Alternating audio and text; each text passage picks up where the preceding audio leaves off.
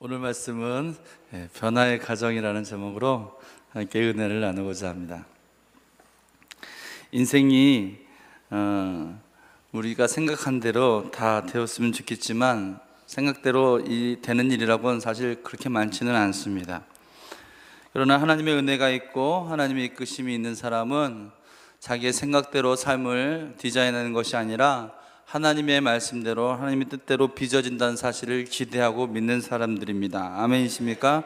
네. 그런데 그렇게 하나님이 우리 삶을 디자인하시고 계획하실 때에 가장 큰 걸림돌이 뭘까? 우리 금요일 날 하나님 그런 말씀을 주셨어요. 사탄은 우리의 인생을 망치지 못한다. 다만 오늘 하루를 망칠 뿐이다. 사탄의 목표는 우리의 인생을 망치는 것이 아니라 오늘 하루를 망치게 하는 것에 그 모든 전력과 역량이 집중돼. 그럼 오늘 하루를 망치는 가장 주된 주범이 뭘까요? 그것은 감정입니다.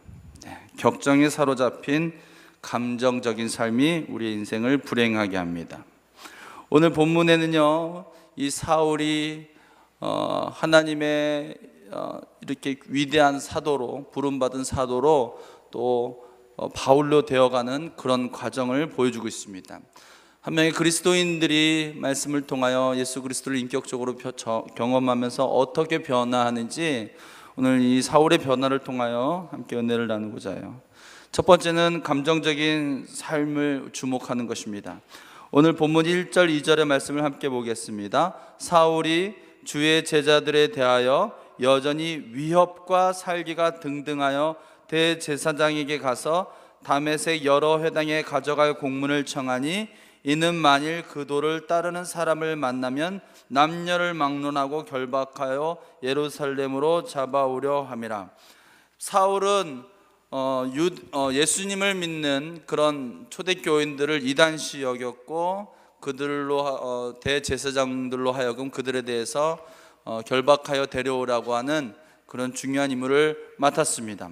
그들은 예수 그리스도를 믿는 그 초대교회의 제자들을 향하여서 굉장히 정죄했을 뿐만 아니라 그들은 자기네 유대교 신앙에 아주 독보수처럼 생각을 했죠.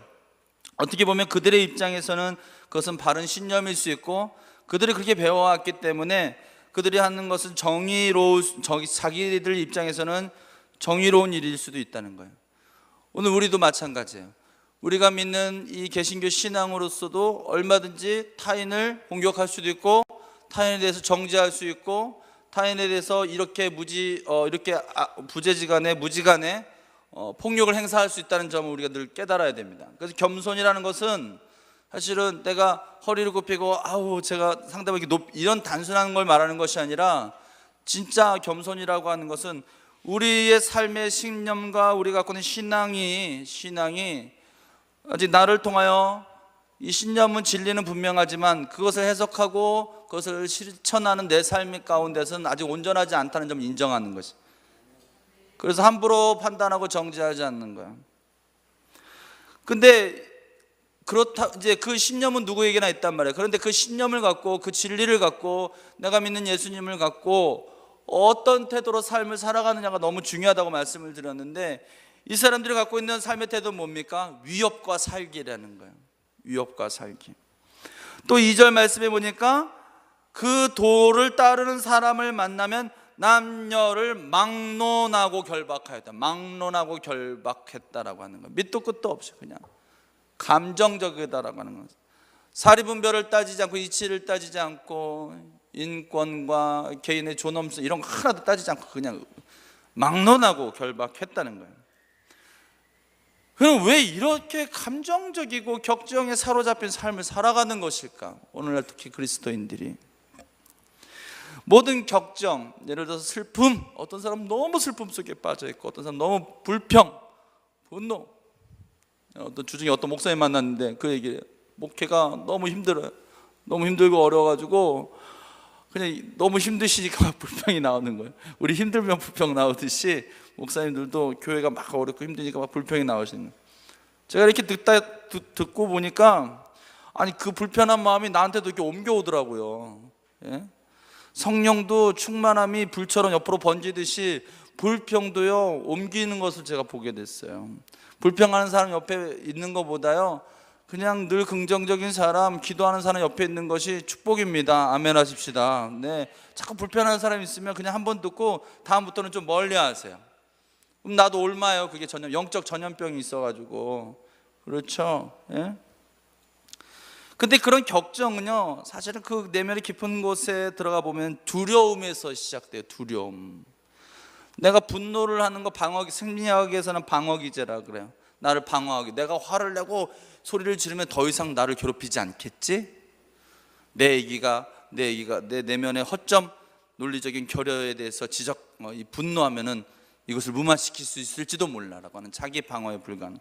슬픔은 어떤 자기 자꾸 이렇게 슬퍼하면 나를 불쌍히 여겨서 나를 동정해 주겠지라고 하는 거. 모든 격정은 두려움에서 시작됩니다. 우리의 감정은 두려움을 자양분으로 더 증폭된다는 거예요. 그럼 어떻게 해야 될까요? 이 두려움과 싸워 이기는 방법은 하나입니다. 맞서 싸우는 것입니다. 두려움 맞서서 싸워야 되는 거예요. 누가 해결해 주지 않아요. 그 목사님 자꾸 불평하길래 제가 이런 말 했어요. 목사님, 저도 듣다 보니까 가슴이 참 짠하고 아픕니다. 먼저 공감을 해줘야 돼요. 대놓고 이렇게 뭐라 그러면 왜 불평하냐고 이러면 정말 재수없는 목사 되는 거예요. 공감 얼마나 힘드세요. 근데 목사님, 제가 이렇게 얘기했어요. 우리라는 말, 목사님이 선택했잖아요 이렇게 얘기하면 섭섭해요. 우리가 선택한 길이잖아요. 우리 얼마든지 다른 길로 갈 수 있었고 다르게 선택할 수 있었다고. 우리가 선택한 길 아니냐 그렇게 얘기하니까 목사님이 그렇죠 하면서 다시 또 하나님의 은혜를 고백하며 간증하게 되었어요. 또 어떤 목사님은 경찰서에서 느닷없이 전화가 왔다고 합니다. 요새 보이스피싱이 많은데 보이스피싱이 아니라 진짜로 경찰서 강력계에서 전화가 왔어요. 조사할 것이 있다고 찾아오겠다는 거예요. 일주일 동안 기다렸어요. 도대체 이 경찰서 강력계에서 왜 온다고 할까? 평소에는 죄 짓지 않고 특별히 잘못한 거 없지만 경찰서에서 온다고 하니까 숨겨놓은 어렸을 적부터 지었던 모든 죄들이 다 생각이 나는 거예요. 도대체 뭘까 염려하며 근심했어요. 그런데 오지 않았어요. 누군지도 너무 경황이 없어서 누군지도 묻지 않고 어느 경찰서 누군지도 묻지 않아서 확인할 방법이 없어요. 결국 오지 않았어요. 아마 잘못된 전화였을 것 같은 생각이 드는 거예요. 오지도 않았는데 온통 일주일 동안 그 사람 전화 때문에 너무 신경이 예민해져서 굉장히 마음이 불편했다라고 하는 얘기를 해요. 사실 아무것도 벌어진 것이 없지만 그 전화 하나만으로 마음 가운데 두려움이 생기고 만 거예요. 두려움을 이길 수 있는 방법은 두려움에 맞불을 넣는 것입니다. 여러분, 그 아프리카에 한번 산불이 나기 시작하면요, 완전 건조하니까 불이 삽시가 난. 그러면 그 나무와 풀들 다 태우고요, 어마어마한 많은 동물들 다 죽어요. 그때 그 원주민들이 그 산불이 이렇게 나면은, 아프리카에 불이 나면 그것을 대응하는 방법은요, 물로 끌 수가 없어요. 기술적으로 끌 수가 없으니까 어떻게 하냐면 맞불을 놓는 것입니다. 맞불을 놓으면 불이 오다가 그 맞불 때문에 꺼지는 거예요. 탈 것이 없으니까. 뭘 태워야 불이 나잖아요. 존 파이퍼 목사도 복음적인 설교가 있습니다. 이 목사는 이렇게 얘기했습니다. 불씨는 믿음으로 맞불을 놓으라. 한번 따라해 볼까요? 불씨는 믿음으로 맞불을 놓으라.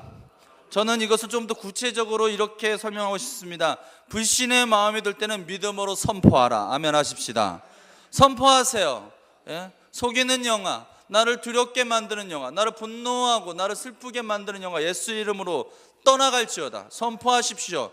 말에는 능력이 있습니다. 근데 이 말이 내 말이 아니라 성령께서 내게 주시는 감동으로 하는 말. 여러분, 예수의 이름으로 이 두려움을 떠나가라고 하는 것은요, 우리의 혈육이 내게 가르쳐 줄 수 없는 것입니다. 지나가는 사람들, 교회 안 다니는 사람들, 아무리 학식이 높고 아주 부자인 사람들한테 물어보시오. 예수 이름으로 이런 선포할 수 있냐고. 못하는 거예요. 이것은 오직 성령님으로만 가능한 일이에요. 그러니까 성령님의 이름으로 선포하게 되면 반드시 능력이 나타나서 두려움은 사라진다는 거예요. 두려울 때마다 계속 선포하십시오.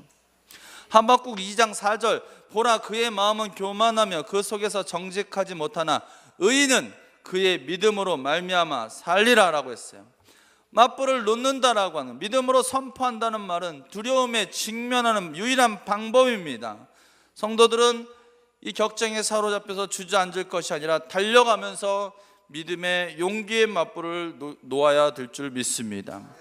그러면 어떻게 구체적으로 또 이 감정적인 삶을 이기는 어떤 생활의 실천 방법이 뭐가 있을까? 여러분, 우리는 이 진리에 대한 목마름과 삶의 영적인 것을 채워야만 감정적인 삶에서 벗어날 수가 있어요. 오늘 본문 3절에서 5절의 말씀을 여러분들이 읽겠습니다. 시작. 사울이 길을 가다가 다메섹에 가까이 이르더니 호련히 하늘로부터 빛이 그를 둘러 비추는지라. 땅에 엎드러져 들음에 소리가 있어 이르되 사울아 사울아 내가 어찌하여 나를 박해하느냐 하시거늘 대답하되 주여 누구이시니까 이르시되 나는 내가 박해하는 예수라. 네, 사울은 호련히 하늘로부터 임하는 예수 그리스도의 빛을 보게 되었고 하나님의 음성을 들었습니다. 그리고 땅에 엎드러져서 그 음성을 들었는데 이런 말씀이었습니다. 사울아, 사울이라는 말은 큰 자란 뜻입니다. 사울아 사울아 내가 어찌하여 나를 박해하느냐라고 묻습니다. 오늘 주님은 여전히 우리의 삶의 길목에서 우리에게 질문하고 계십니다.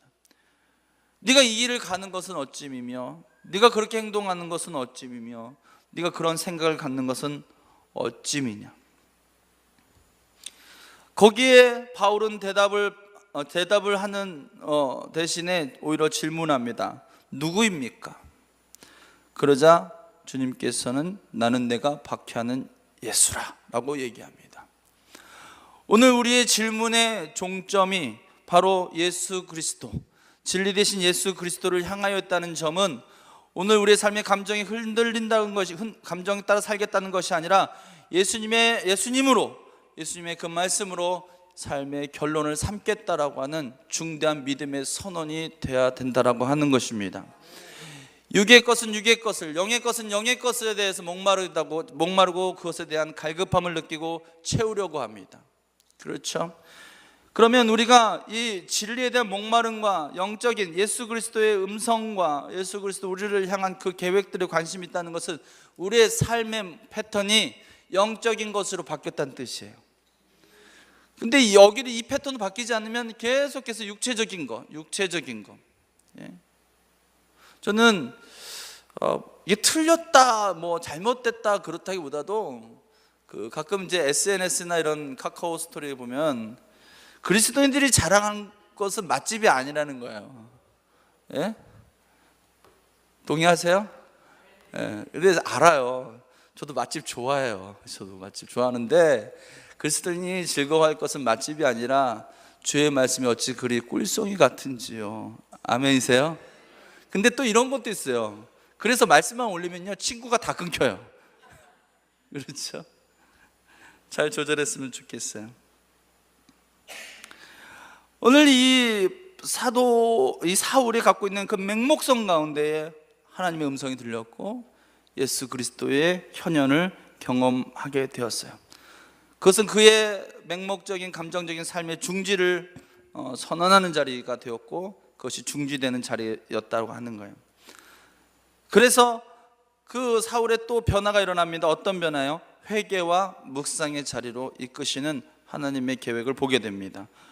여러분 6절에서 9절 말씀 읽어볼게요. 너는 일어나 시내로 들어가라. 내가 행할 것을 내게 이를 자가 있느니라 하시니. 중요한 말씀입니다. 행할 것을 내게 이를 자. 오늘 우리 인생을 향해서 하나님의 음성이 그런, 네가 행할 게 있다는 거야. 여러분이 행할 게 있어요. 우리 그걸 구해야 돼요. 하나님 내가 뭘 해야 됩니까? 그런 음성을 전혀 듣지 않고 내가 뭘 행해야 될지에 대해서 관심 갖지 않고 그냥 아침에 이랬다면 그냥 하는 거예요. 그냥 내가 행할 게 있다고 하면, 전혀 그것과 무관하게 살 수 있다고 생각하면 이거 얼마나 끔찍한 거예요. 7절 같이 가던 사람들은 소리만 듣고 아무도 보지 못하여 말을 못하고 서 있더라. 이건 사울만 듣는 얘기예요. 다른 사람은 몰라요. 영적인 현상이니까. 오늘 여러분을 향한, 개개인을 향한 하나님의 구체적인 음성이 반드시 있어요. 예배 가운데 우리가 이렇게 찬양하고 기도하는 이유가 뭐예요? 하나님의 그 개별적인 하나님의 음성 듣기 위해서요. 여러분 가운데 하나님의 성령의 충만함으로 우리 입으로 말 우리의 입으로 하나님을 시인할 수밖에 없게끔 만들기 위해서 이렇게 예배드리는 거죠. 그 사울이 8절 땅에서 일어나 눈은 떴으나 아무것도 보지 못하고 사람의 손에 끌려 다메섹으로 들어가서 9절 사흘 동안 보지 못하고 먹지도 마시지도 아니하니라. 아멘. 저는 이 9절 말씀 보면서 너무 감동을 받았어요. 남이 못 먹고 보지도 못하고 마시지도 못하는 이런 슬픔을 보면서도 막 가슴에 막 그냥 감동이 되는 거예요. 왜냐면요, 하나님이 사울의 삶을 멋있게 역전시키셨어요. 놀라운 돌파가 일어났어요. 여기에 이게 바로 우리가 그렇게 기도하던 시냇가에 그냥 통째로 옮겨지는 삶이 돼버리고 만 거예요. 어떤 우리 이 9장의 1절 2절만 봐도 어땠다 그랬어요? 위협과 살기로 가득했던 사람, 막무가내로 말이지 결박했던 사람, 이런 삶이요, 그걸 탁 내려놓고 그 자리에 주저앉습니다. 아무것도 먹지도 않습니다. 아무것도 하지도 않습니다. 그럼 뭐 했을까요? 사흘 동안 가만히 앉아서 뭐 했을까요? 성경에는 자세하게 나와 있지 않지만 미루어 짐작하기에 충분한 그런 대목입니다. 살아계신 예수님, 내가 그 예수님을 핍박했다니, 이분이 진짜셨다니, 사흘 동안 그 생각만으로도 자기가 한 짓이 얼마나 이 하나님을 대적한 일이었다는 사실을 깨닫게 되면서 자기가 얼마나 심각한 이 죄인임을 깨닫게 되면서 얼마나 많은 회개를 했을까. 변화되는 그리스도인들은 진리된 목마름과 결국 진실한 회개, 나는 죄인이었구나 하는 진실한 회개, 그리고 하나님 나를, 예수 그리스도가 진짜셨구나, 그분이 나의 죄를 위하여 십자가에 달려 돌아가셨구나 하는 이것이 정말 가슴 가운데 견딜 수 없는, 그래서 주님 나는 죄인입니다 고백하게 되는 이런 변화로 하나님 이끄시고, 우리를 세상 가운데 뭔가 과잉 충동이 되어서 살아가는 사람이 아니라 겸손히 하나님 앞에 나와서 묵상하는 사람. 우리 교회가 2015년 초에 되면서 우리 교회도 열심히 성경 읽고 있어요. 열심히 성경 읽고 기도도 열심히 하고 있어요. 성도는 말씀과 기도로, 하나님의 사람은, 하나님의 백성은 말씀과 기도로 거룩하여지는 거예요. 그 거룩한 토양에 하나님은 사용하신다고 하는 거죠. 묵상이 뭡니까? 자기를 비워 진리를 채우는 행위입니다. 행복한 사람은 많은 소유나 화려한 조건을 갖춘 사람이 아니라 욕심이 적은 사람입니다. 요새 모든 인생의 문제는요, 과잉이 돼서 생겨나는 문제가 더 많은 것 같아요. 여러분, 살이 없어서 고민인 사람도 물론 있죠. 그러나 대부분의 사람은, 여러분은 살이 많아서 걱정이죠. 어떻게 하면 살을 좀 뺄까 이 걱정을 하시죠. 그렇죠? 남의 얘기인 것처럼 시집이 뚝 떼고 앉아 계시지 말고 좀 뱃살을 좀 만져보세요. 그렇죠? 그렇단 말이에요. 과잉이에요. 속도는 더 빨라졌어요. 삶은 더 편리해졌어요. 여기서 부산까지 가는데 뭐 한두 시간이면 가요. 그런데 사람 사이의 거리는 더 멀어졌어요. 소통은 더 어려워요. 휴대폰 들고 다니면서 언제든지 얘기할 수 있어요. 더 가까워졌어요. 그런데 실제로 집에 가면 모든 가족이 다 스마트폰 들고 앉아 있어요. 제대로 잘 사는 거 맞아요? 뭔가를 더 채워야 바뀔까요? 아니죠. 내려놓는 거죠. 비우는 거죠. 묵상은 바로 자기를 비워 예수 그리스도를 채우는 것입니다. 그럼 이런 변화 어떻게 시작해야 될까요? 여러분 변화되고 싶으세요? 변화해야 된다고 믿으세요? 그것은 기도밖에 방법이 없어요. 10절에서 11절 말씀, 그때 다메섹에 아나니아라는 제자가 있더니 주께서 환상 중에 불러 이르시되 아나니아야 하시거늘 대답하되 주여 내가 여기 있나이다 하니 11절 주께서 이르시되 일어나 집 가라 하는 거리로 가서 유다의 집에서 5 사람 사울이라 하는 사람을 찾으라 그가 기도하는 중이니라. 아멘. 여러분 이 11절 말씀에 성령의 충만함이 느껴지지 않으세요? 정말 저는 이 말씀 11절 말씀을 딱 읽는 순간에 자리에 벌떡 일어났어요. 막 신이 너무 나는 거예요. 사울이요, 예수 그리스도를 핍박하는 사람이었어요. 교회를 대적하는 사람이었고요, 예수 그리스도 부인하던 자였어요. 근데 그 사람이요, 오늘 11절 말씀에 뭐라고 했냐면, 사실 앞에 눈이 멀었다 여기까지는 쌤통, 쌤통으로 기뻐할 수 있어요. 근데 그거는 그리스도인의 기쁨이 아니죠. 그렇죠? 진짜 그리스도인의 기쁨은 11절에 해당돼요. 그게 뭐냐면 그가 기도하는 중이니라. 너무 감동이에요. 저는 정말 이런 얘기 많이 들었으면 좋겠어요. 교회에 왔는데 주중에 저희 교회에 오셔서 기도하시는 성도님들 계십니다. 보면은 참 감사해요. 근데 이게 오셔서 기도하고 있어. 전혀 예상치 못한 분이 와서 혼자 와서 기도하고 있어요. 그분이 가슴에 막 성령이 막 충만해요. 기도하는 사람이 됐다는 거예요, 사울이.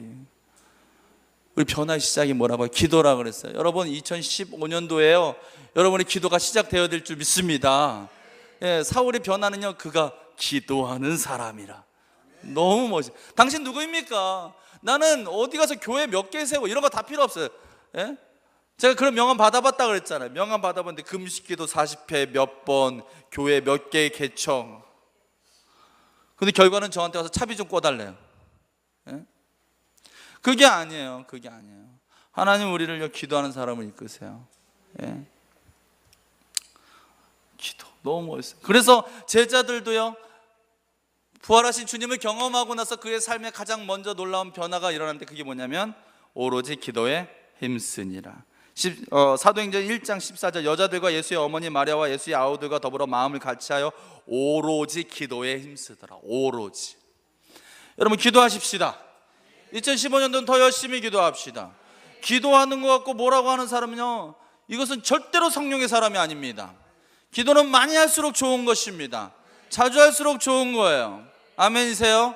아멘. 제가 보니까 집회 가면요 그런 교회가 있어요. 강사님 기도 인도해 주십시오. 설교만 하는 것이 아니라 설교 끝나고 기도 인도까지 해 주십시오. 그러면요 그 교회는 굉장히 성령이 충만해요. 그런데요 기도회는 자기가 인도하겠습니다 그래요. 그럼 제가 설교 끝나고 뒤에 가서 앉아있으면 한심해요. 은혜 다 까먹고 있어요. 말씀을 전한 사람이 말씀에 따라서 기도도 더 잘하지, 기도에도 더 잘 인도하지 않겠습니까? 기도라고 하는 것이요 굉장히 영적인 상태를 반증하는 거예요. 기도를 안 한다는 것은 영적으로 문제가 있다는 것이고 기도를 많이 하면 많이 할수록 힘들다, 인생이 힘들고라는 것이 아니라 영적으로 그 사람이 성령이 충만하다는 뜻이에요. 기도 열심히 하시길 주의 이름 축원합니다. 매일 1시간씩 기도하시길 축원합니다. 예전에 제가 그 20대 초반에 저희 선배가 저한테 남자 선배인데 남자들을 불러놓고 후배들 불러놓고 이렇게 얘기했어요. 인생에는 두 종류의 인간이 있다. 두 종류의 남자가 있다. 뭐냐고 그랬더니 군대를 간 인간과 안 간 인간이 있다 이렇게 얘기하더라고요. 자기는 군대 갔다 왔고 우리는 군대를 안 갔다 왔으니까 놀리는 거죠. 근데 그때 옆에 있던 사람이 이런 얘기를 하는 거예요. 두 종류의 신학생이 있다. 뭡니까? 기도를 하는 신학생과 기도를 하지 않는 신학생. 결론은 그것입니다. 어떤 사람이 하나님께 쓰임받는 것일까? 어떤 사람이 변화될 것인가? 결국은 기도하는 사람이 변화되는 거예요. 마가복음 9장 29절 이르시되 기도 외에는 다른 방법 없느니라. 아멘 하십시다. 네, 그것입니다. 변화의 목적은 사명이었습니다. 오늘 사울을 하나님 만나시고 그를 변화시키기 위한 것은 바로 그에게 사명이 있기 때문입니다. 15절에서 16절 주께서 이르시되 가라 이 사람은 내 이름을 이방인들과 임금들과 이스라엘과 자손들에게 전하기 위하여 택한 나의 그릇이니라. 그가 내 이름을 위하여 얼마나 고난을 받아야 할 것을 내가 그에게 보이리라. 오늘 우리가 주님 앞에서 변화되기를 원하는데 이 변화는 우리를 사명으로 이끄실 것입니다. 평생에 하나님이 있는지조차도 모르고 하나님의 손에 한 번도 쓰임받지 못한 그런 인생이 있을 수 있다는 사실은 있을 수 있어요. 하나님 손에 한 번도 쓰임받지 않고 인생 그렇게 땡칠 수 있어요. 이게 가장 불행한 거예요. 하나님 손에 아주 거룩하고 아주 아름답게 쓰이는 그릇이라고 표현하지. 큰 그릇이다. 나의 택한 나의 그릇이라. 너는 나의 그릇이구나. 내가 너의 그릇 위에 나를 채울 것이니라. 얼마나 멋있어요. 사명으로 이끄는 삶을 살기를 축원합니다. 그러나 이 사명을 감당하기 위해서는요 보통 힘든 것이 아니에요. 왜냐하면 거기에 내 이름을 위하여 고난을 받아야 되기 때문에 그렇습니다. 선거대하면 행복하고 즐거울 것 같아요? 천만의 말씀이에요. 끝나자마자 연습해야 돼요. 성가대 하시니까요, 제가 보니까 변화가 좀 일어났어요. 얼굴이 좀 예뻐졌어요. 잘생겨졌어요. 아멘 해주실래요? 예. 네. 그것만 있을까요? 아니에요. 자기 시간과 희생을 해야 되는 거죠. 신경 써요. 저도 지난주 연습했는데 힘들더라고요. 계속 노래를 부르니까 땀도 나고 힘들더라고요.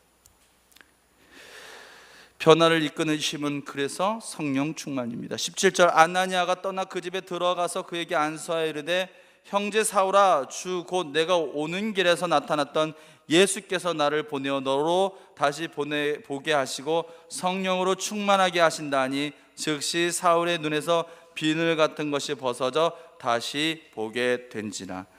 아나니아가 와서 사울에게 얘기합니다. 사울아, 주님께서 나를 보내셨다. 주님께서 너를 다시 보게 하시고 성령으로 충만하게 하시기를 원하신다. 목사는 뭐예요? 영적인 말씀을 통한 영적인 안목을 높여주고, 사역의 지평을 넓혀주고, 예배를 통하여 여러분에게 성령이 충만함을 받기를 인도하는 사람입니다. 이 사울을 통하여 저는 이런 말씀도 묵상했어요. 오늘 설교 주제는 좀 벗어나지만 내가 아나니아 같은 역할을 잘해야 되겠다라는 생각을 했어요. 바울과 같은 위대한 하나님 나라의 사역자들이 바로 여러분이라면 저는 아나니아와 같이 쓰임받으면 되겠다는 생각을 하게 됐어요. 성령을 충만하게 하신다라고 얘기하는 거예요. 하시는 거예요. 내가 스스로 하는 게 아니에요. 나의 노력으로 하는 게 아니에요.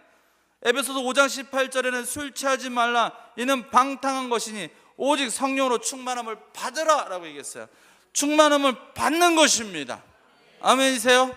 이 시간 우리 기도합시다. 그럼 이 시간 기도할 때 성령님 이곳에 충만하게 임하셔서 나의 감정적인 삶들이 이제 사라지게 해주십시오. 나를 짓누르는 슬픔이 있어요?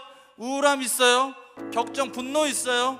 왜 남편과 자녀를 향해서 그렇게 분노가 나타나는지, 왜 나는 그렇게 마음에 슬프고 말이지 견딜 수가 없는지, 나는 왜 이렇게 외로운지, 그런 감정이 오늘 믿음으로 선포되어질 때 그것이 떠나가기를 기도하십시다. 떠나가게 해주십시오. 가난과 그런 금전적인 압박들이 예수의 이름으로 떠나가게 기도합시다. 성령의 충만함을 임해서 그것을 이길 힘을 달라고 기도합시다. 아멘이세요? 아멘. 더 크게 아멘 합시다. 아멘이세요? 아멘. 우리 주여 이름을 부르면서 기도합시다. 주여.